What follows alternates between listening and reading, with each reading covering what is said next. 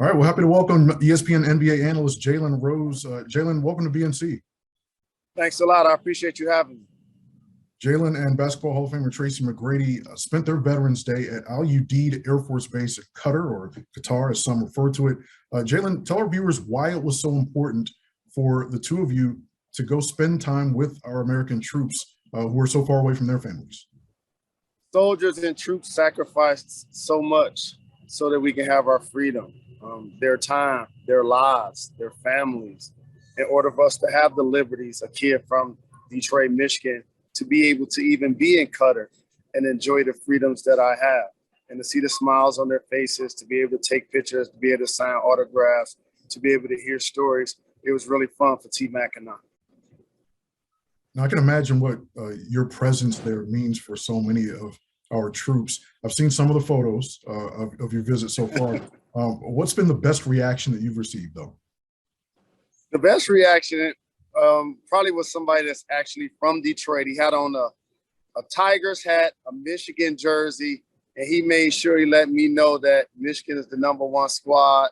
And he was a little disappointed, like me, that we lost to Michigan State, but he was ride or die.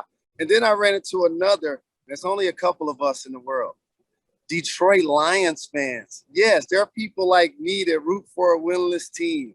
So we learned to separate our love from our hometown from the dysfunction of our city. But in all honesty, it was just a great opportunity for us to be there, and I'm really happy that they welcomed us. Listen, so our viewers understand nobody loves his hometown more than Jalen Rose loves Detroit. We're going to get to that a little bit more in a second, but something that many people love around the world, of course, is soccer and the World Cup. Qatar will serve as the host of that global event next year. What's it been like viewing some of the facilities? And I know you visited some of the kids there as well. Oh, this has been an awesome trip. I've gotten a chance. I just got back actually from riding on a four-wheeler, got a chance to hold an eagle, got a chance to ride a camel, went to Aspire, an amazing, I guess if you're in the United States, I guess our equivalent would be IMG Academy, and shout out to IMG Academy, but this is on steroids. It was state of the art. It was magnificent. I got a chance to go to a museum today as well to learn about the history of Qatar. And I've decided that this may become a frequent destination spot in my future. Wow. Okay. Well, listen, for our viewers that don't know, Jalen is someone who, when he commits himself to something, he commits himself fully to it. And you mentioned the academy, the IMG Academy. Well, for those who do not know, Jalen is someone who created and founded the Jalen Rose Learning Academy in his hometown of Detroit. Jalen, I can't even imagine what that's done for you, but most importantly, what it's done for so many of the kids in your hometown of the Motor City. How rewarding has that been? It's been extremely rewarding. Right now, we service 1,100 scholars. We're open enrollment. We're tuition free. We're public charter. We don't test students in before 9th grade. We don't test students out after 9th grade. We get 0 state funding for our facility. And by the way, we're a 9 through 16 model. In the United States right now, it's set up to where you graduate from 12th grade, you throw your hat in the air, you celebrate, except you can't really get a job with a high school diploma these days. So also, I understand that just in society, usually when people want to influence young Black kids, they do it when they're a lot younger. And the reason why is they have more parental involvement. When you start getting around 15 or 16, you're not necessarily considered cute and cuddly anymore. And so I wanted to make sure I created a 9 through 16 model that we not only service the young people while they're in high school, but also while they're in secondary education. That's college, university, community college, military, trade schools. We're just trying to create functioning members of society. And I'm really proud of the progress that not only that our school has made, but the young people and the families have made. So many great stories, first-time members of their family going to college, seeing young people having jobs. And so the work that we've done and continue to do has been really outstanding. Commendable work, no question about it. And I do have maybe a tough one for you. Maybe it's not so tough. You tell me. But what's given you more pleasure? The fact that you built this program, this school, the Jalen Rose Learning Academy, from the ground up, or being part of the most trend-setting group college basketball arguably has ever seen in the Fab Five, that morphing into a 13-year NBA career, and that morphing into a burgeoning broadcasting career? What's been most pleasurable for you? Ooh, that's a tough one. Jeezy's my brother. He once said, now that ain't this, and this ain't that. And the reason why I say that is because all of that put me in position to open the school. Being a member of the Fab Five, shout out to C-Web, who just got in the Hall of Fame, Jawan, Ray, and Jimmy.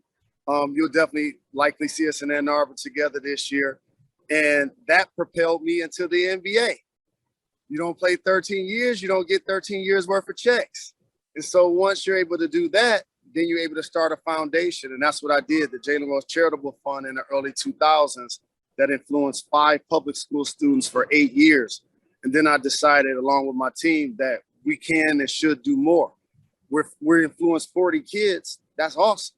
But how can we influence 400? How can we influence 4,000? How can we do something in perpetuity? And so that graduation of the mission in 2011 became JRLA. And initially, when you're a former athlete, people, obviously, that's how most of the public got to know me. But they don't understand that education was always important to me. I was an honor roll student in high school. I was on the dean's list in college. I left after my junior year, but I went back to get my diploma. And so that was always important to me. And radio, TV, film was my major in college. So I'm one of the people in this country that actually works in the major that they went to college for. And so the work that we've done and continue to do is something that I'm really proud of, but it's a lot more work to be done. Of course, Jalen is part of the NBA Countdown crew that includes Mike Greenberg, Stephen A. Smith, Michael Wilbon. So I ask this with all affection and with all due respect to our brother Stephen A. Smith, but is there ever a point when you're on the panel there and you're thinking to yourself, you know, I really want to get in a point, but I just can't out yell Stephen A. That should never be your life goal. Nobody's going to win that battle ever. I love Stephen A. And I may be the only person, definitely at ESPN, but probably that's a former player that works currently in the media that actually was a guest on his show, quite frankly, when he had it in the mid-2000s. That's how long I've known him. Covering basketball, working at ESPN. When he left ESPN for a few years, came back to ESPN. We've had some notable banner on television with Skip Bayless. After he decided to leave, he's doing a great job on First Take. He's becoming the face of ESPN. Arguably, in many people's opinions, probably one of the best in the game to do it. And so to be able to work with him, and a guy like this, like a Yoda to me, Michael Wilbon, who I love dearly, and hear him and Greeny talk about their Northwestern roots, especially when Michigan just spanked them the other day. But in all honesty, it was like ESPN decided they were going to put together the Avengers.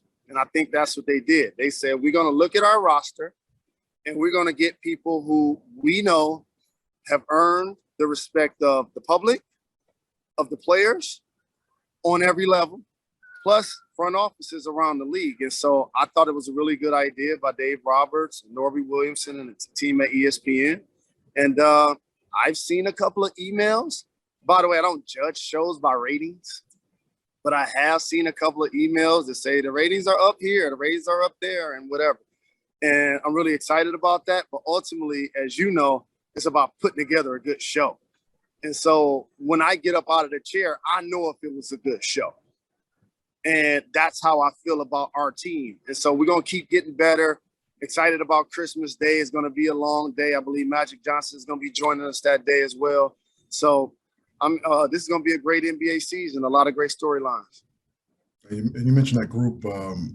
It's a group that knows the game, right? Which ultimately is what viewers want more than anything. People that they can trust will be able to inform them about the game through their knowledge and their experiences, and all of you undoubtedly have that. I want to finish up, Jalen, by asking you one thing that's very, very important to certainly the Black community.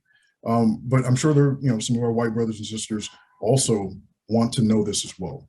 Some years back when Kevin Durant won the MVP, he honored his mother by saying, "You're the real MVP," and that's turned into a thing, certainly for Black people. And on behalf of Black people, I want to ask you, how does your barber do it? Because he's the real MVP, right? You never come out with anything but a fresh line. And we want to know, how does he do it? And where is this guy? And can he teach everybody else? You have to tell us. I'm speaking on behalf of everybody. You know it. I got you, family. I got you. So a few things. One, if I would have known I'd have one of the most famous haircuts in the world when I was in college, I would have never cut my hair bald. Never. Never. Juwan didn't. That's why I love him so much. Big Nuke was like, "I love y'all. We ride or die. I'm taking a bullet and giving a bullet for all y'all, but I ain't cutting my hair." But in all honesty, I have a few barbers that I love. They're my friends as well. Andy Authentic, he's in Connecticut. I have my guy Hawk in Atlanta. I have my brother Shiz, he's in Los Angeles. And these are my actual friends, as you know, because it seems like I live with my barbers. But in all honesty, here's the trick. I make sure you guys see me when I got a cut. When I don't have a cut, I'm not going to be on. That's how I play it. Or I'll wear a hat.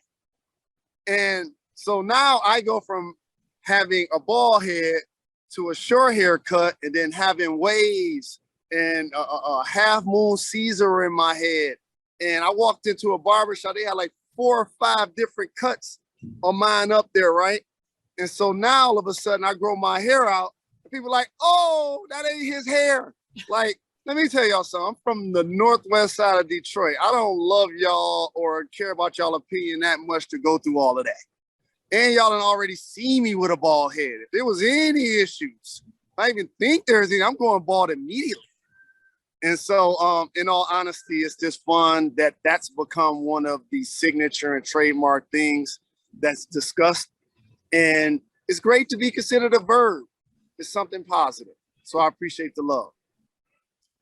So great barbers in multiple locations. So in other words, they're the Avengers. Jalen has formed the Avengers and employs the Avengers. Jalen, it's been a pleasure, brother. We appreciate the work that you and T-Mac are doing over there for our troops. Safe travels back home to you. Thanks so much for joining us on BNC. Thanks a lot. I appreciate the love.